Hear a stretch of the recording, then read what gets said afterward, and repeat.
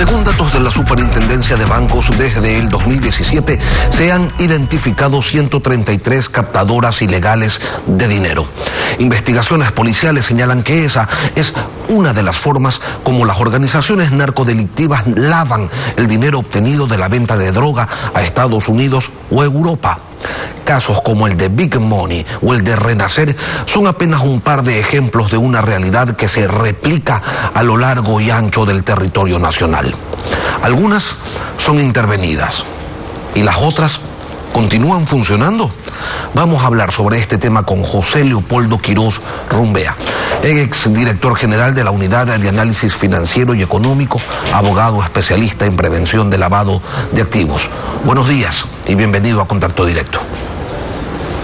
Buenos días, Lenin, y muchísimas gracias por la invitación y un saludo a su fiel audiencia. Si se detectan 133 casos por parte de la Superintendencia de Bancos, si el dinero, como en el caso Renacer, se lo deposita en una cooperativa y en bancos, ¿por qué las autoridades no actúan y detienen esas actividades? Y resulta que tienen que ser los medios de comunicación quienes hacen pública la actividad para que entonces sí se comience a desarrollar una que otra acción. ¿Por qué pasa esto?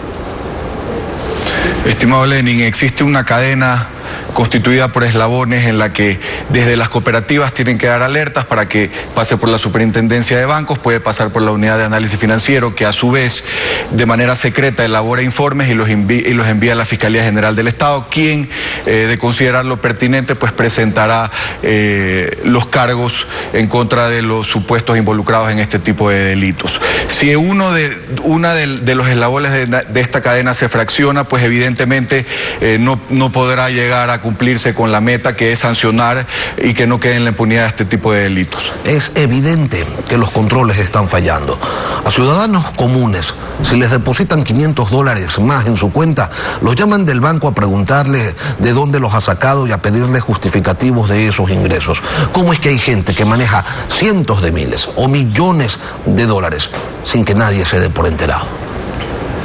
Estimado Lenin, cuando yo asumí la dirección de la Unidad de Análisis Financiero y Económico, las alertas eran analizadas por 2 personas físicas, de manera física, lo que daba paso a discrecionalidad y que además los directores revisaran la información de alertas 10, 15, 20, hasta 25 días después de que sea recibida.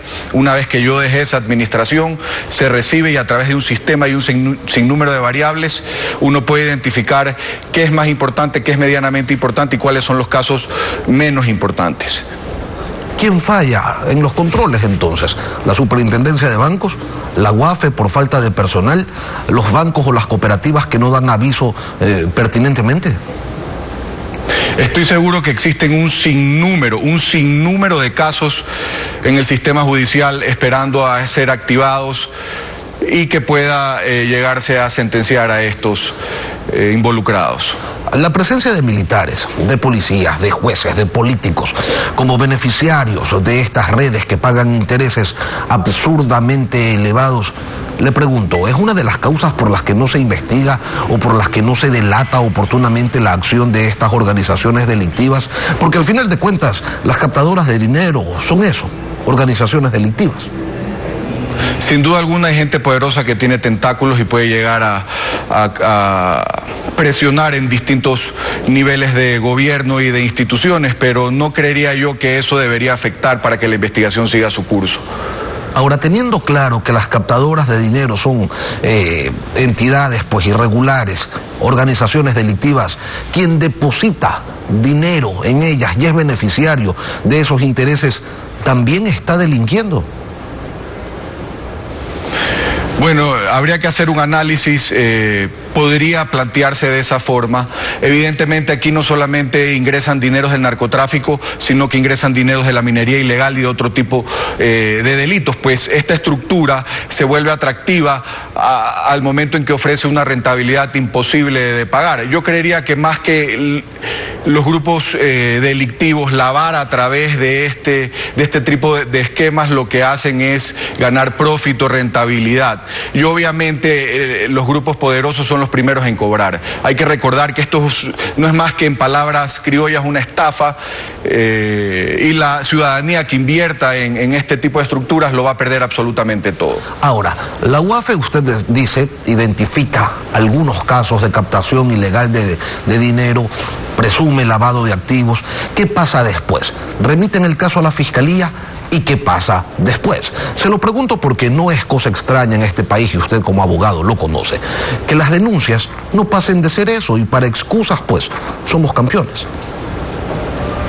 Una vez que la UAFE presenta su reporte de operaciones inusuales y sospechosas de manera secreta a la Fiscalía, la misma debe iniciar una investigación paralela, corroborar cada uno de los elementos contenidos de este informe, y de considerarlo pertinente deberá formular cargos. En el caso de que formule cargos con un reporte de la UAFE entrará nuevamente como acusador particular a participar dentro de estos procesos. Lo que puedo asegurarle, Lenin, es que existen un sinnúmero de casos detectados por la unidad y que deben estarse tramitando en la Fiscalía General del Estado. Otra cosa es que las instituciones no cuentan ni con los recursos económicos ni de talento humano para luchar contra tanta delincuencia que existe hoy en día en nuestro país. ¿Recuerda usted, acaso, cuando fue director de la UAFE, cuántas denuncias se entregó a la Fiscalía para que ellos inicien con el proceso investigativo?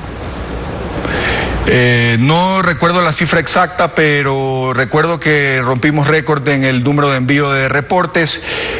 Habría que ver cuántas sentencias de lavado de activos se encuentran ejecutoriadas, pero existe algunas ya que sí podrían incluso cobrarse y que se encuentran para ejecución en primera instancia. Cuando dice que rompieron récord, ¿se refiere quizás a centenares de casos o algunas decenas, no sé? No. Estamos hablando de unas decenas de casos, no estamos hablando de centenares de casos. Ahora, el GAFI, Grupo de Acción Financiera Internacional, tiene estándares y promueve la implementación de leyes, regulaciones y acciones para combatir el lavado de activos, el financiamiento del terrorismo, entre otras causas, entre otros delitos. Este esquema de medidas completas y consistentes, ¿se aplican de manera estricta en el Ecuador?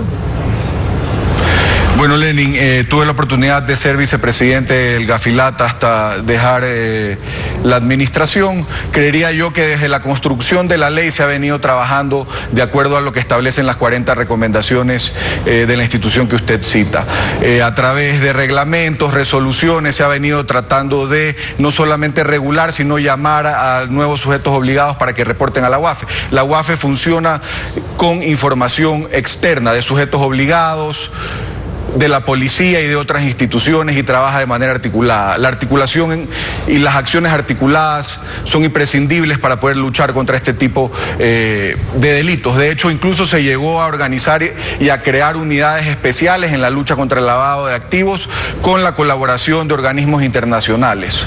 José Leopoldo, pero cuando la policía, que es la obligada a dar aviso de estas situaciones o a investigar, ya una vez que esté en manos de la Fiscalía, es la encargada pues de analizar esta situación, y ellos están participando de estos procesos de captación ilegal de dinero, ¿qué tipo de confianza puede tener la ciudadanía en el sistema que está instituido?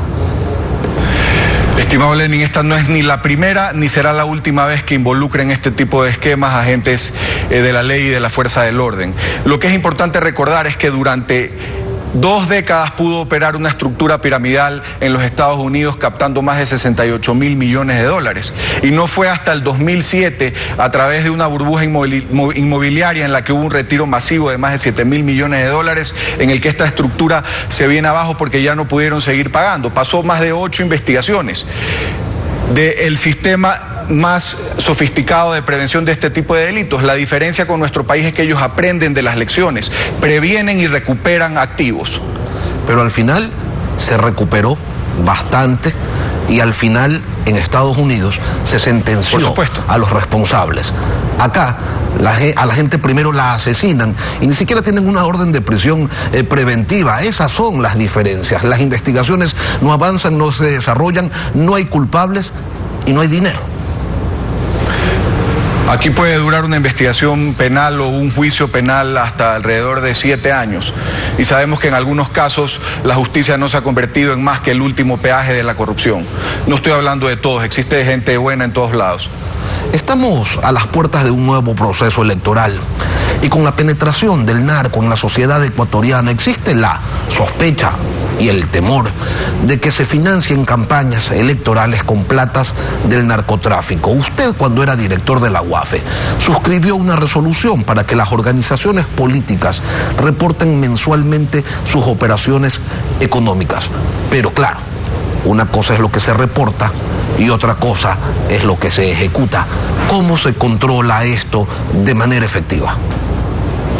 A través de la articulación con distintas instituciones donde depositan ellos sus dineros, por ejemplo, podría ser una de las formas de identificar cómo están operando, identificar testaferros, identificar quiénes son los que están funcionando adentro de esa organización política, quiénes son las cabezas y estar vigilantes, por supuesto.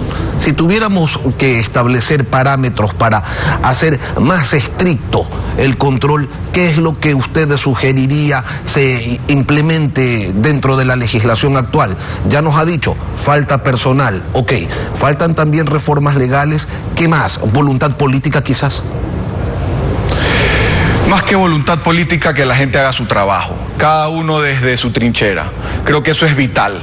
No sirve de nada que la UAFE envíe un reporte de operaciones inusuales justificadas, no sirve de nada que la Fiscalía formule cargos si es que viene un juez y tira todo abajo de la noche a la mañana. ¿Y hay suficiente dinero para eso? ¿Hay suficiente dinero para eso? Lamentablemente. José Leopoldo Quiroz Rumbea, ex director general de la Unidad de Análisis Financiero y Económico, gracias por acompañarnos esta mañana aquí en Contacto Directo. Gracias a ustedes. Una pausa y volvemos.